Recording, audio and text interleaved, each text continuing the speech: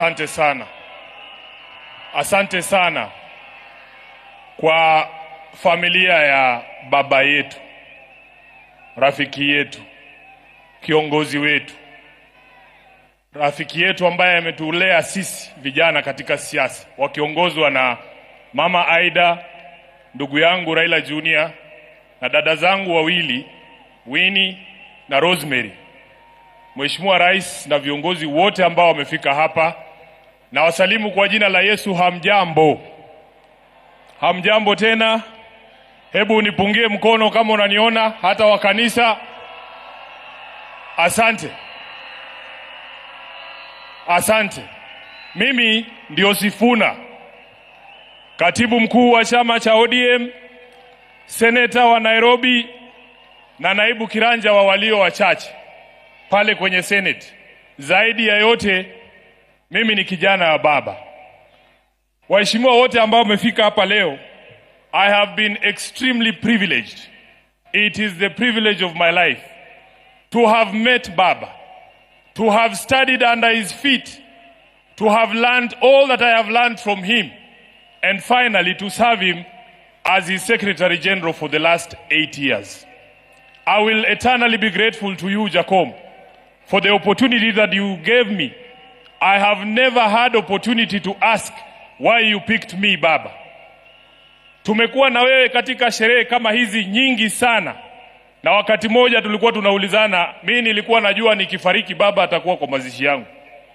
Nilikuwa najiuliza, Baba, if you came to my burial, what would you say about Sifuna? Na nikajiuliza, what will I say on that dreadful day when we have to bury our Baba, our mentor, our leader? Words fail me. Na since Baba akuwe mgonjwa alipoenda nje kutafuta matibabu, asanteni, nimekuwa nikijiuliza, wherever Baba is, what is it that I can say or do that will actually make him proud? What are the things that we should do as the leadership of the party right now to make Baba smile from wherever he is?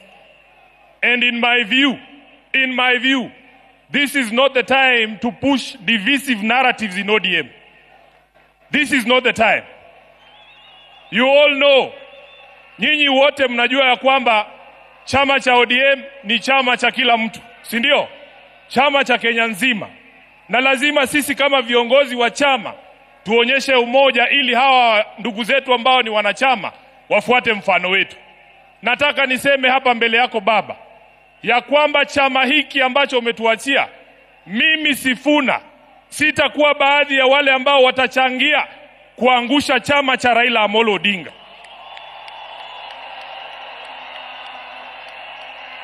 Baba, because ODM is one of your biggest legacies, Your Excellency Baba, I as Sifuna will do everything in my power to keep this party united and together. Even in the face of open provocation, Baba, you know what I am talking about. You know why I'm saying that. So, mimi nataka niseme ya kwamba vile Reverend Wesonga ametuambia hapa, Baba alikuwa anasikiza wananchi. Baba alikuwa anasikiza wananchi. Na mimi nataka kuencourage wanachama wa ODM. Sisi viongozi sasa tunyamaze kidogo, tusikie nyinyi mnasema nini. Nyinyi mtuambie mnataka tufanye nini na chama cha Baba Raila Amolo Odinga. Namaliza nikisema Baba Raila Amolo Odinga alizungumza wazi mbele ya nchi nzima tarehe 22 mwezi uliopita mbele ya hawa wabunge katika hoteli ya Agile pale Nairobi. Baba aliongea kwa kinywa chake mwenyewe, na waomba viongozi msiingize maneno kwa mdomo ya mtu ambaye amelala. Alisema yeye mwenyewe, akasema kama chama lazima tujiandae kwa ajili ya uchaguzi wa mwaka 2027.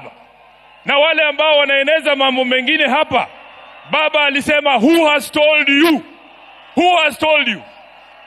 Who has told you?